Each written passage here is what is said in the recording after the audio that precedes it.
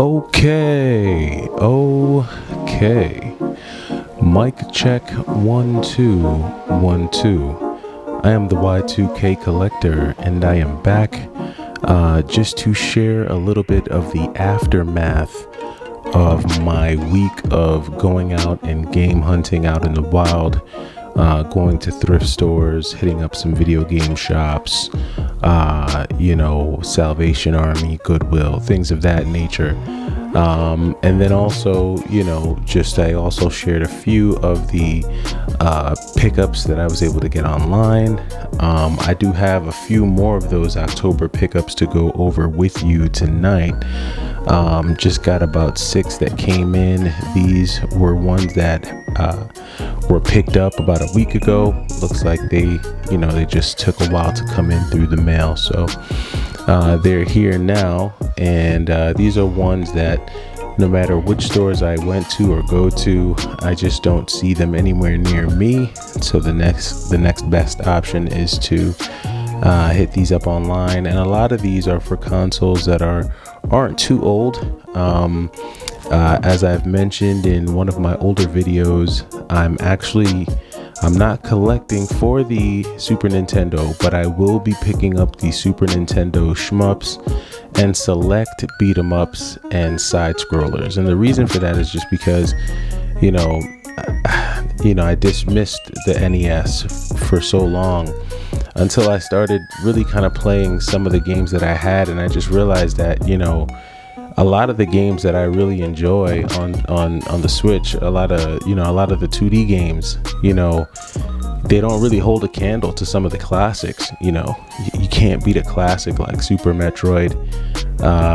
You can't beat certain classic shmups like Thunder Force 3 or Axlay, or some things you just can't beat. And a lot of these new games that we're playing are really based on those games. So for that reason, I said, I got to start putting some respect on the Super Nintendo.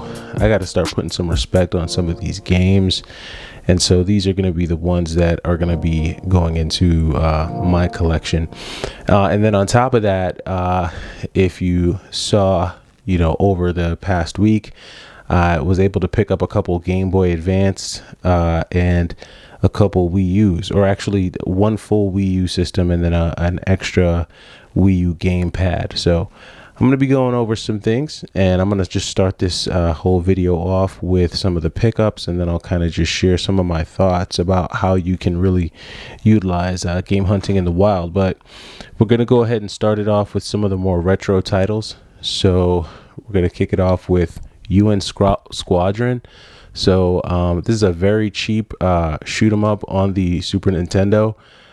This is one of those under 12 or under 13 buys. So at least right now anyway. So this is one that I picked up because I do like that whole side scrolling shooter, and this is a good one. Solid title. So added that. And then next one that I have picked up here, again, just falls in that $15 zone. This is Forgotten Worlds for the Sega Genesis. And, I'm just going to be getting the cart and the box. I don't really need the manual for my Sega Genesis collection. I think just having the cart and the box will be good enough for me. And I'm only going to be really getting the ones that I remember as a kid. And I do remember my brother playing this one. Y'all heard me talk about Felios. Felios was one that he played.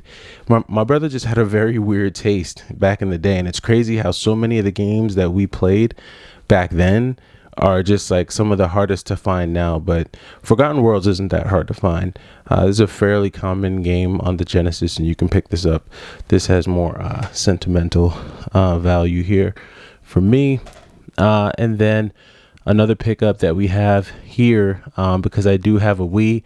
This came in, I guess it has a bunch of shipping stickers on it, but this is the Star Fox.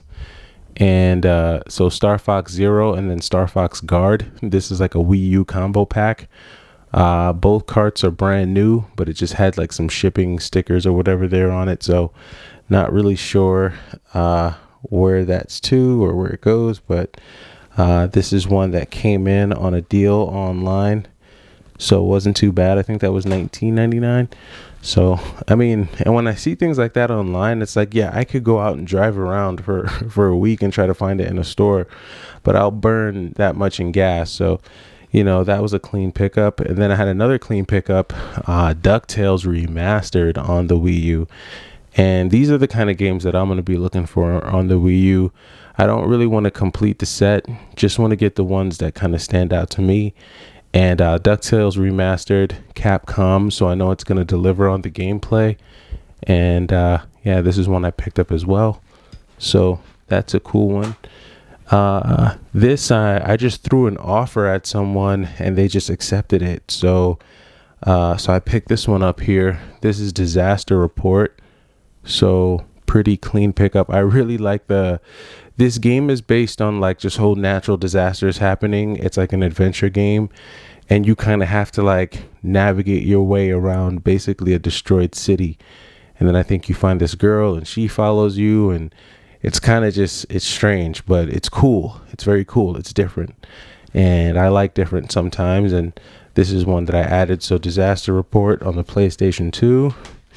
And then that I've been talking about the Xbox One because it's cheap. So Ninja Turtles, Teenage Mutant Ninja Turtles, Mutants in Manhattan. This is for the Xbox One. So glad to have this. I think that this is a pretty cool one. I like Ninja Turtle games, and I think this is another series. The whole Ninja Turtles cartoon, the franchise. I think this is one that I kind of want to add and just kind of have across my console. So was glad to get that. And then I haven't had a PS Vita pickup in a long time, but tracking this game down it's just evaded me. It's eluded me for so long, and I've checked so many game stores. I don't even really see PS Vita games in too many game stores. But and then when you do, the prices are worse than eBay. They're worse than what you would see online. So, and I guess it's because they're basing their prices off of what's happening on eBay. So it's like, it's a waste of time. And the same thing happens when you go to garage sales now.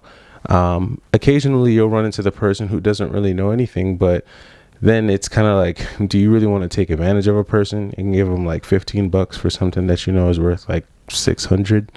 No. So it's just, at the end of the day, it kind of all comes out in the wash, in my opinion. So, but anyway, this game had evaded me for so long, and I finally found someone who had it at a reasonable, based on what it was going for, reasonable price. So I finally got it, and that's Tales of Hearts R.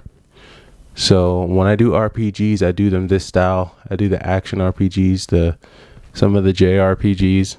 And I'm not a huge, I'm more action, but this is one that I wanted to have, and it finally came in. So that kind of does it on the pickups and what's happening with the collection.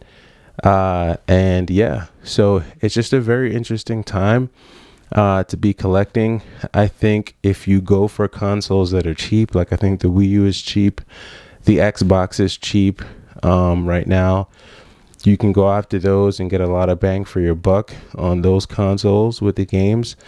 I used to think that the PlayStation and the Dreamcast were expensive until I started looking at some of these like SNES games and some of these Sega Genesis games and even some of these Game Boy Advanced games. I'm like, wow, I thought, PlayStation was expensive, but the Super Nintendo and Nintendo is really expensive. And it's really kind of funny because when you do a lot, at least for me, from the areas that I go to, it seems like when you're out there hunting in the wild, you run into more Nintendo stuff than anything else. I think you run into probably Xbox. So you tend to run into a lot of used Xbox stuff, a lot of Xbox consoles, a lot of 360s. You run into a lot of 360 games when you're out there in the wild. But when it comes to things that you wouldn't want, you're usually seeing a lot of a lot of Nintendo stuff. So it's going to be like a Wii, a Game Boy, I think I was seeing a lot of DSs, a lot of DS lights, things of that nature. There are a lot of Switches out there, but they're basically like, retail price. So what's the point in buying that there? And I think just with the amount of information and with the spread of, and that's just the knowledge about video games, I think everyone is kind of hip to the game now, and the market is kind of just balancing itself out across all channels. Don't get me wrong, you can always go to a garage sale, you can always still go and do that, but I think after a while that stuff's gonna dry up, and the market's really just gonna start to establish itself if it hasn't already. So definitely seeing some prices of some games drop, so that's cool for the ones that I want to pick up. So definitely about that, and just really excited for the library that's being put together. Super stoked about just the days and the nights, when there's nothing to do, being able to really dive into some of these shoot 'em ups, some of these Wii U games. I never really gave the Wii U a shot, so this will be a great adventure for me here. And just even some of these PSP and PS2 games for sure. The Switch backlog is pretty crazy, so I do plan on doing not a game room tour, but like a game shelf tour, because I don't really have a room dedicated to games. I just have 2 basic shelves that all the games are on, and because I try to really keep it as compact as possible.